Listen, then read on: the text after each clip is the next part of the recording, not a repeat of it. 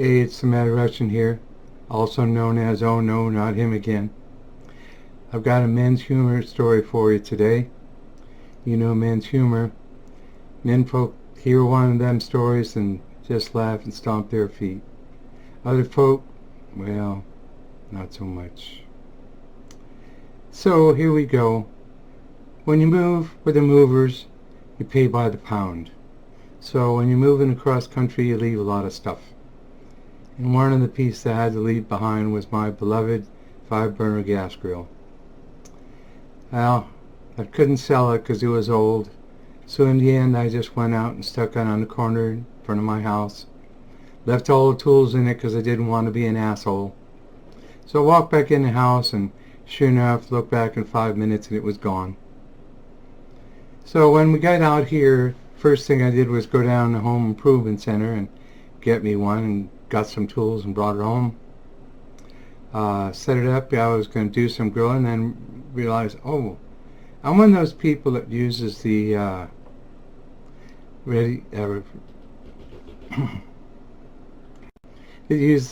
one of those fellas that uses the instant read meat thermometer. And I thought, oh no, I didn't have one. So I went down to the home center again, and they didn't have any. I thought, what am I going to do? And I remembered I saw this place, had a big sign, Bob's Grill Emporium. It's all in neon. The Bob's was bright red and blinked on and off. The grill was white and the Emporium was blue. So I figured I'd go over there first thing in the morning. It was Saturday. First thing, go over there and see what they got. So sure enough, I get over there and gee whiz, the place is full. I got to park out in the street about a block away. So I go in the parking lot there and there's a whole bunch of fellas milling around, just mumbling to themselves. And they got some of those $10,000 gas grills, but nobody was looking at them. They were just milling around and talking to themselves. So I went over to the store and they got a greeter there like at Walmart, except he's about 6'20", just as big as you can imagine goes with that. So I say, hey, I tell him what I want.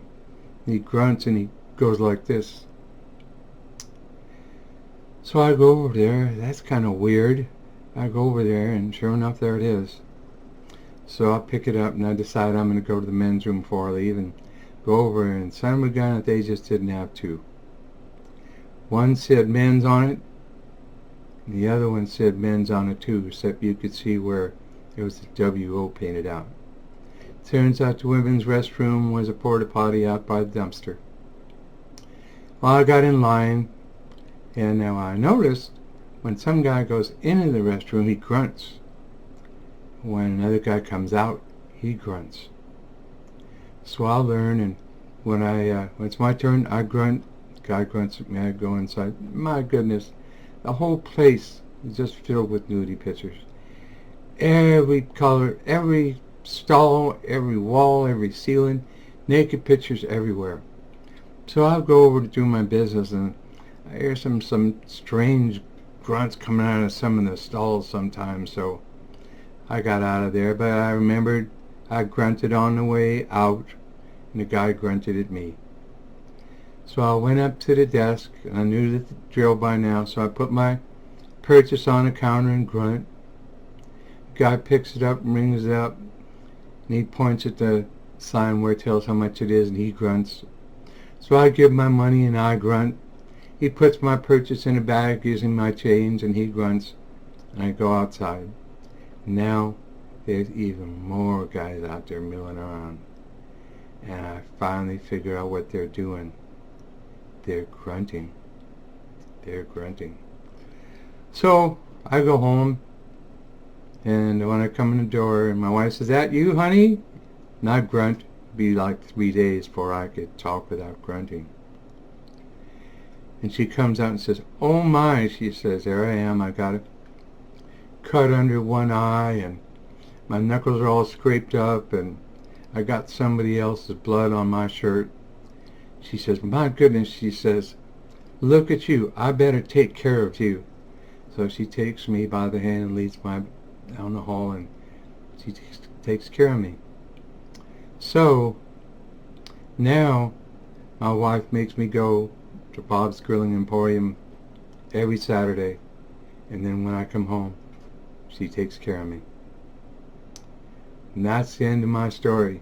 If that wasn't just funny as heck to all you men folk, well, listen to it again.